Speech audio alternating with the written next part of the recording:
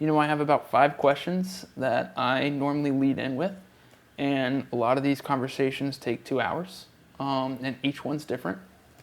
So, the interview is not driven by any sort of pre-structure. It's all just a very intense focus and a very intense interest in someone's life that I do not think that they are used to having. Because, so much of our conversation that we have with people we know is very surface level. What are you doing for dinner tonight? How did you enjoy that ball game? What do you think about this guy at work? Have somebody take an extreme interest in your history, what's happened to you.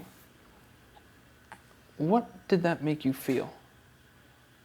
Exactly in that moment when you were feeling that, like what thoughts were going through your brain? What did you do after that? Where do you think those thoughts came from? Like, why do you think you felt that fear? And to ask people to go back and not just tell the story of what happened to them, but try to find the origins that underlie the things that they felt and the reactions that they had. Again, it wasn't intended to be like therapy. It all just came from an intense curiosity and a desire to tell a story. But at certain levels, when your curiosity is deep enough and intense enough, you're going to keep going and keep going and keep going and keep going with your questions until you reach a level where you're asking questions that people have not asked themselves. And then by doing that, you're getting people to uncover and realize and break through things that they've never broken through before.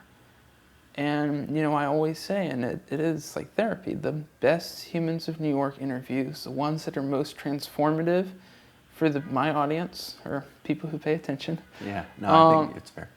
Are, the ones where at the end of the interview, I'm thanking the person for telling me their story, and they're thanking me just as profusely for giving them that outlet.